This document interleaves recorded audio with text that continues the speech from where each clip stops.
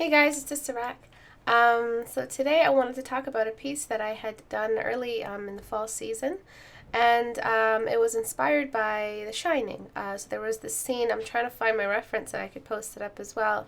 There's this scene when the Jack Nicholson character is looking through the window and his head is slightly tilted down. And I'm a sucker for portraits, so I had to capture that expression that he had, and he was kind of underneath his eyebrows just a little bit and tilted forward, but his his pupils were moved up in the eyeball, so he had a lot of white, very glossy eyelid space. So that's something I really wanted to capture. When I start off with a very large brush, as you know, that's the standard. And what I'm doing now is blocking in all the major surface areas, the parameters that will be colored. So it doesn't have to be, you don't have to think about it as delaying detail, because you are technically detailing right now. The fact that I made a quick edge around the eyebrow, that's still detailing. So there's you can't avoid 100% of the detail when you're painting early on in the painting. You avoid the major high contrast small brush detail, but there is a lot of detail to be controlled in the early stages of the painting. A lot, compared to the rough brush strokes surrounding it, but not a lot compared to the late game detail. But there is still some kind of detailing, and that detailing isn't just about small brush. It's about capturing the gesture of the expression. So the fact that I was really into that expression he had and that slight tilt forward, looking over his eyebrow bone, that was just really heavy. That's detail, and that's what I wanted to capture. So right here, just around here, I'm starting to kind of get a hold of that corner, that expression in. I'm worried, even till today, I'm always shrinking eyes in Liquify. I still have that. So your teacher is still, in danger of painting eyes that are too big. So, it's constant. It's going to stay with you always if you had it before. But yeah, I am shrinking the eyes and making sure that it looks masculine, ogre-like, eyes that are close together, smaller, large eyebrow bone, that kind of heavy weighted Neanderthal brow. I'm also trying to figure out the size of the nose, so I'm enlarging the nose, trying to figure out just generally the kind of attitude I want. And all of that is detail. So there is a distinction between technical detail, the stuff that is the difference between eyelash hairs and pupil specularities and stuff like that. And there is the gestural detail, the narrative detail, the stuff that really, really pushes the painting for that slight little tilt down in the eye that completes the gesture, that completes the attitude. So once I felt that I had that brooding, evil kind of expression that he had in that one scene, which I just love, so much character in such a still portrait. Once I felt like I had some of that, I started going in with the darker values. But as you can see, as always, I stay away from super black early on. And I'm trying now to create distinctions between the areas of parameters. So you can see before I laid down the eyebrow detail, I had just one general shadow for eyebrow, eye, lower eyelid. Now I am making a difference between the eyebrow area and other areas in the eye socket. So you can still detail in darkened areas. That's another lesson. So you have neighborhoods, areas that are lit and areas that are in shadows.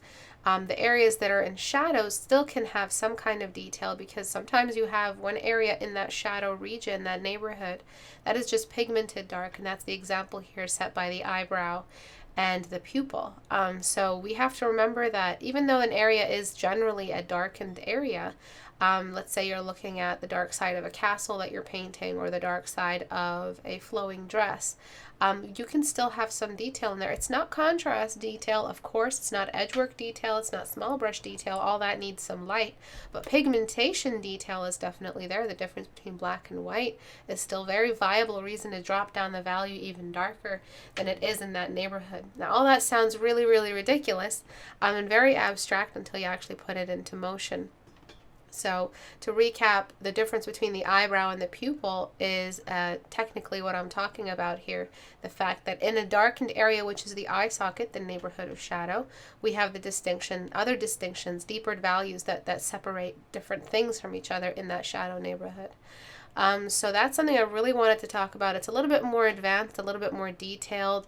a little bit more difficult for students to understand, but it's definitely something that you will come across the more you get into painting with references and the more you get into working with really, really dark scenes.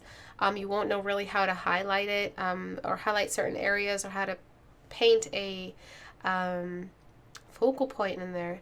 And that's why students end up falling into the trap of painting with high contrast and overexposure. Everything looks so ethereal and drowned in light because they don't know what to do when things are dark. When things are dark, all the beautiful things come out, and that subsurface scattering, that's just one of the more beautiful things to employ in your painting. That is the delicate balance of edge work and low contrast. So leaving low contrast, putting it kind of in the back of the stage and bringing edge work forward. That's stuff that you can do when it gets really, really dark. So this is not an example of a dark scene by any means, because it's such a, drowned in light, but never assume that detail is something that is specific to high contrast, high exposure areas. You can still have a lot of detail in your paintings if you get into a darker scene. You just have to make sure it's the right kind of detail, the right kind of species of detail. And edge work is always the answer whenever you're feeling like, okay, I need to create a distinction between this area and this area. Everything seems like it's melting together. Give your edges a chance, the separation between each. It's not an edge that has to do with super sharpness or lasso quality, but it is definitely there. It's not as sharp as it would be in a light neighborhood, but the edge work is still there. And that's exactly what I tried to figure out here on there is just this very specific space for that Jack Nicholson face between the eyebrows, the eyebrow area, and the eye, which is tucked under the eyebrow bone, fat, that hood. And that's why I'm so worried about, that extra little space of white I have between the eyebrow and the eye. And I don't want that. I never liked doing that excessive highlight around the eyebrow, like a halo of light around the eyebrow. So that's one of the things that I discovered with this painting, is that you can still have detail in those really, really darkened areas, and there's no reason to panic and outblend or overblend an eyebrow, and you lose its shape, and then you lose the gestural detail that inspired you to paint in the first place. So that's something that was very, very big that I learned. And of course, it always goes back to trusting your reference. Trusting your reference will kind of help you figure out what you need to prioritize. If that area underneath the eyebrow is still significantly darker than the forehead, but it doesn't mean that I have to completely blend it away. So that's something I learned. But as for the rest of the gesture, there was a lot of asymmetry in between the eyebrows, and that's something I missed till later on. So here you can see me kind of figuring out the other eye and making sure that the other eye is asymmetrical, not exactly perfect. His face was getting older, and as you get older, the Jack Nicholson actor, as you get older, your face gets to be more asymmetrical, and that's something I wanted to capture. The more symmetrical that his face was, the more perfect he would have looked, and the more youthful he would have looked. So I wanted to capture that old, ancient-looking anger, that brooding darkness that was starting to fill the character up along the narrative of the movie. And I felt like I captured that, if I can say so myself. I feel like I did capture that Jack Nicholson face. His eyebrows are just colossal, and I love the way they arc, but not in a kind of villain Jafar, what's her name, Ursula kind of way. It's definitely a way that is very masculine still, but at the same time very evil. So it can look very like a drag queen makeup when you give a man an arc in the eyebrow. And I always, advise students not to use that character design unit on male characters, and try to avoid it as much as possible. Except if they're kind of going for a deliberately effeminate male, like that one clown that Curry played. Or not, it's not a clown, it's like a drag queen kind of character. The eyebrow bones were just perfect in that design. And I wanted to avoid that anyway, but I felt like it was still, even if I wanted to kind of push the eyebrow arc a little bit higher, his eyebrow arc is delayed. It's not above the pupil. That's usually when it gets a bit feminine. It's when it's delayed on the outskirts of the eyebrow bone that it doesn't look feminine anymore. It just looks evil. So the eyebrow arc for females goes above the pupil. It's just one quick downward V, kind of tilted to one side a little bit, but still very V-shaped. And here we see that it's not a V-shaped, it's a very delayed V, and that's how you can maintain its masculinity. So that's one thing that really challenged me. I was trying to figure out how I could pull off that Jack Nicholson eyebrow without accidentally painting a female. And then here you can see obviously I've kind of messed up with the whole clown thing, so I kind of took it towards a clown. Especially inspired by It and all that. I had just watched It. And I wanted to see if I could really, really push, bring in the smile that Jack had, and kind of push the ogre a little bit and extend the size of the lips, not just horizontally but vertically to reach all the way up. Then my viewers started saying that it looks very much chubby.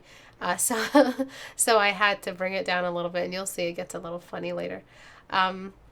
But yeah, these just design journals are really fun for me because I get to go back and recap, even good from my memory as well. I get to recap on what I've really learned in each piece. Lately, to be honest, I've had, it's not an artist block. I don't call it an artist block, but I do see it as a kind of self-doubt that comes after painting so many pieces that you feel like are successful. You kind of are followed with this just like this, like oh, you can't repeat it, or kind of like a fear that you won't be able to repeat the success again, that it was accidental. So I've been taking kind of more of a break to kind of think about exactly what I did in each of the pieces that I felt were successful, so I could identify the exact, like, microscopic spot where I made the right choice, and keep that choice as part of my daily routine as possible. So if I delayed the black use of black as much as possible, I end up just really, really keeping that in mind. I already had a good discipline for delaying contrast and prioritizing large spaces. But in this piece, I didn't delay it that much, and that's kind of what's been getting to me, that I kind of just went in for those darker areas per piece, per dark neighborhood, eyebrows, eye sockets, and I felt like I both learned how to delay it and at the same time how to just not take it too seriously, and I think that's the good choice that I made in this painting. I didn't take my rule too seriously. As you can see, there's no mid-tone that creates the distinction between the face and the background. A lot of the viewers were mentioning how it looks like a milk bath, and I love that. It looked very eerie and creepy, and I kind of enjoyed what I was seeing. But outside of that, I just felt like I lost a lot of the ability to illustrate this into a full scene, not identifying where the face is. So that was a fear that came up. I wanted to repeat the style of this painting, but I also wanted to make it so that if I wanted to make it an illustration, I could, and I wasn't trapped in the light environment, permanently setting this contrast in place, which is what happens when you paint with a background value too long without deciding on the light environment. That background value becomes both the face of the character and the light environment, which is it's good and bad. It means that you're stuck in this kind of print t-shirt kind of graphic version of the painting, something that's easy to print, but you're never going to really be able to take on what it means to fill an illustration up. And again, these are the things that I kind of have been struggling with. It sounds very confusing and messy, I know, but that's really what my art style has been in the last month. Very, very experimental, very mistake prone. And I don't see it as a bad thing. I think that definitely this is healthy for me, to kind of take a step back and realize I don't know everything, and that I will have areas where I struggle a lot, and that it's fine as long as I ruminate on my successes and find out what it is that I did right. I'm still not a big fan of the lower half of the face. I'm not a fan of the nose. I feel like I could have done a bit more. I was running out of time for this piece. And I didn't want to stay too long. And by running out of time, I mean I don't want to spend too much time on a painting. I want to move on to the next challenge as soon as possible. I think I picked that up from Critique Hour, just going on to the next painting and then finding out what's wrong. But yeah, I think I really enjoyed this piece, and I think I'm going to try to expose myself to more kind of experimental cinema. I think that's where you really get references that move you like that. They really messed around with those quiet scenes that lasted 15 seconds. And I swear that scene lasted like 15 to 20 seconds of him just staring out a window. We don't even see the window. He's just looking in the direction of the window. The camera doesn't move or pan. And that was like the perfect feeding for an artist, just leaving the scene still like that, just so we can get saturated with the scene and remember it better. And that scene stuck with me, so I really enjoyed using that reference. I had a lot of fun, and I'm going to try to repeat this success again. Thank you guys for your patronage. Thank you for watching my design journals. Thank you to those who don't watch the videos. I mean, thank you for watching for those who do, but for those who are my patrons, who are just patrons just to be patrons, I see like 1 or 5 views per video that I make. And then I know that's maybe because you guys are busy, maybe because you support, you're not really into art. But thank you anyway. Thank you to everyone who's been part of this Patreon journey with me. You guys are the best. You're keeping the community alive. Thank you everyone for watching. Have a great day, guys. Bye.